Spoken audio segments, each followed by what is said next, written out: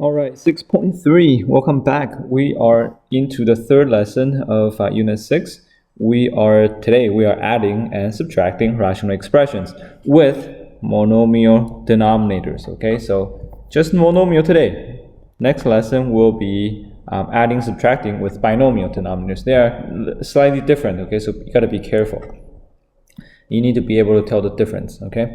All right, so here again, just like last time, I want you to review a little bit first.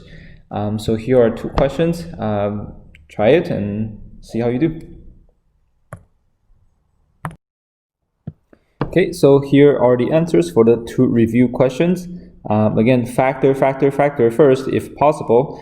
And when you look for your restrictions, make sure you consider every single step. Okay, so here is 0. Going back one step, here's the -3. Okay, you can factor out the x plus 3, or sorry, you can factor out the 3 here, and you can factor out the 2 here. So you end up with x plus 3, so they can be cancelled. This is x, and that's x squared. Again, you can cancel these two because they're both monomial, so you can definitely cross them out.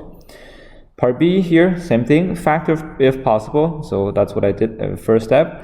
That was division, so I flipped the second fraction and turned that into multiplication. And then I cross out the x plus 1s here. Nothing else is the same, so I cannot reduce anymore. So then I just write down what I have at the end. And for again the restrictions, look for every single step. There's the 5, -4, and here's the -1. And here's also -1 as well, but we don't need to write it twice. All right, so now we are going to look at the new stuff. We are going to be adding and subtracting rational expressions, just like when we add and subtract fractions. We will need a common denominator. Okay, so which means we need to look for the LCM, least common multiple. So in the first example here, we have 3 and 5x. Those are our denominators. The common factor will be 15x. Okay, that will be the lowest common denominator. So to go from 3 to 15x, I need to multiply by 5x. So I'll write it out. Okay, I need to multiply by 5x. To go from 5x to 15x, I need to multiply by 3. Okay, and now I just need to expand this. 25x squared plus 3 times 7 is 21. Now because we have the same denominator, we can just write it as one single fraction. And in this case, x cannot equal to 0. Okay, I will do one more and I'll let you try the next two. 3xy and 2y cubed. The common denominator in this case will be 6. For the 3 and 2 is 6. There's x here, there's no x, so we need one x. There's one y, there's 3y, so we need 3 y's. That's our least common multiple. So from 3 to 6, I need to multiply by 2. From x to x, I don't need to do anything. From y to y cubed, I need to multiply by y squared times 3. 3 came from, that's what we had originally. Okay, now to go from 2y cubed to 6xy cubed, from 2 to 6, I times by 3. From no x to 1x, I need to multiply by x. There's y cubed already, so I don't need to multiply by anything for y. I need to expand this now. So this is 6y squared minus 6x squared. And that's it. X cannot equal to 0 and y cannot equal to 0. Okay, so now I want you to try the next two questions and see how you do, okay? Alright, so now we are again looking for common denominators here. This is 4 and that's 5, so we need to have 20. There's x squared, that's x, so we need x squared. There's y, there's no y, so we need a y. So this would be our common denominator. To go from 4 to 20, I need to multiply by 5. X squared to x squared, nothing. Y to y, don't need to do anything there, okay? From 5 to 20, I need to multiply by 4. From x to x squared, I need to multiply by x. From no y to 1y, well, I need a y there, times by 4. Okay, so now again, I can then combine them into one single fraction. 5 times x, 5 times -1, plus 4 times 4 is 16, xy. Okay, and that's it. Again, x cannot equal to 0 and y cannot equal to 0 for your restriction. Here we need 10 x squared and y squared, okay? Because x and x squared, I need x squared, y squared and y, again, y squared, 2 and 5, the common denominator will be 10. So I need to multiply by 5x, and then we have 5y minus 2 here. We need to multiply this by 2y, and then we have x plus 3y here. Now I'm going to write this as one single fraction, 25xy minus 10x minus 2xy. Okay, be careful, that's 2y times positive, that's negative 2y times positive 3y, so that's negative 6y squared. Finally, combine like terms, because this time we do have like terms. These two right, are like terms, so we have 23xy minus 10x minus 6y squared all over 10x squared y squared. Same thing, x cannot equal to 0 and y cannot equal to 0.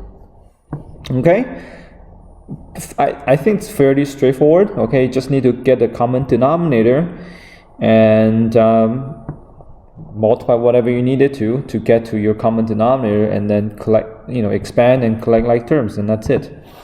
Okay, slightly longer, but nothing different. So I'll let you try, and we'll go over them at the end. All right, in this case, that's 3, 2, and 5. So for the number, I need 15. There's x to x squared, no x. That means I need x squared. So that is my common denominator.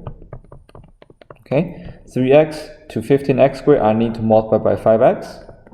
2x, oh, wait a minute, it's not going to be 15. What am I talking about? Jeez, okay. 3, 2, and 5, the common denominator is going to be 30. My bad. 30x squared. 30x squared, 30x squared. So I guess you got to be careful. 10x. Okay, so now from 2x squared to 30x squared, I need to multiply by 15. 5 to 30x squared, I need to multiply by 6x squared times 4 here.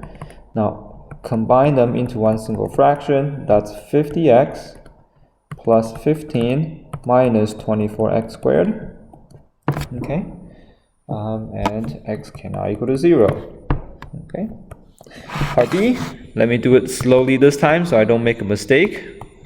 Let's see, what denominator do I need here? That's a 4, that's a 3, that's a 2, so I guess I need a 12. 12 and 12. That's x squared, that's x cubed, so I need x cubed. Okay, so this is my common denominator. From 4 to 12, I times it by 3. X squared to x cubed, I times by x. I still have the 2x minus 1 there. 3x to 12x cubed, I need to multiply by 4x squared. I still have the 3. 2x squared to 12x squared, 2x cubed to 12x cubed, I just need to multiply by 6. Okay, now I just need to expand. That's 6x squared minus 3x when you multiply, okay, FOIL. Minus 4x squared times 3 is 12x squared, plus 6 times 2x is 12x, 6 times 5 is 30. Notice this is a plus sign, right? That's why it's just 6, not negative 6.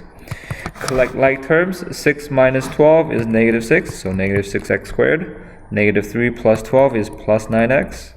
We still have the 30 there. Okay, all over 12x cubed.